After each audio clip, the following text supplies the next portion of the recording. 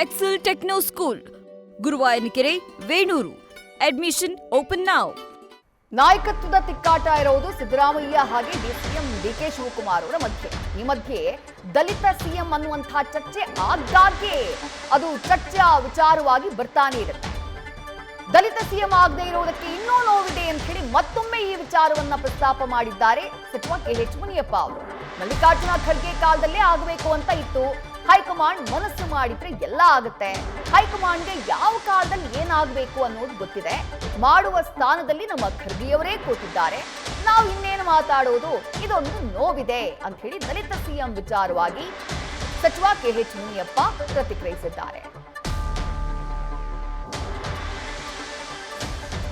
ಇದೆಲ್ಲ ಕೂಡ ಹೈಕಮಾಂಡ್ ತೀರ್ಮಾನ ಮಾಡಬೇಕಪ್ಪ. ಇದೇನು ಇವತ್ತ ಖರ್ಗೆಯವರ ಕಾಲದಿಂದ ಆಗ್ಬೇಕಂತ ನಡೀತಾನೆ ಇದೆ.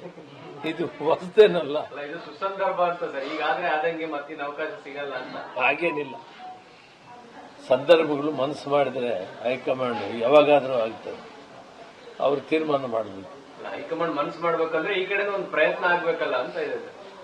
ಅವ್ರಿಗೆಲ್ಲ ಗೊತ್ತಿದೆ, ಎಲ್ಲ ಗೊತ್ತಿದೆ. ಇಡೀ ದೇಶ ಆಡ್ತಾ ಇರೋರಿಗೆ ಅವ್ರಿಗೆ ಯಾವ ಕಾಲಕ್ಕೆ ಏನ್ ಮಾಡಬೇಕು ಅಂತೇಳಿ ಎಲ್ಲ ಗೊತ್ತಿದೆ.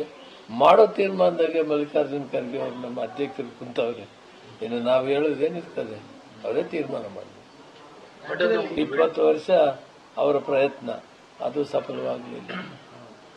ಅವರು ಕಾಂಗ್ರೆಸ್ ಅಧ್ಯಕ್ಷರಾಗಿಲ್ಲಿ 80 ಸೀಟ್ ಬಂತು, ಅವ್ರಿಗೆ ಅವಕಾಶ ಸಿಗಲಿಲ್ಲ ಸರ್ಕಾರ ಮಾಡಲಿಕ್ಕೆ. ಬಹಳಷ್ಟು ಇವೆ, ಇವೆಲ್ಲ ಪಕ್ಷದ ಒಳಗಡೆ ಇರೋದನ್ನ ಹೆಚ್ಚಿಗೆ ಮಾತಾಡೋಕ್ಕಾಗಲ್ಲ. ಬಟ್ ಇದೊಂದು ನೋವಿದೆ. 25% ಸಮುದಾಯಗಳೇನಿವೆ, ಇವರು 75% ವೋಟ್ ಕಾಂಗ್ರೆಸ್ಗೆ ಆಗ್ತದೆ. ಆದರೆ ಇವ್ರಿಗೆ ಪ್ರಾತಿನಿಧ್ಯ ಸಿಗ್ತಾ ಇಲ್ಲ. ನ್ಯೂಸ್ ಫಸ್ಟ್, ನಿರ್ಭೀತಿಯಿಂದ ನಿಮ್ಮ ಪರವಾಗಿ.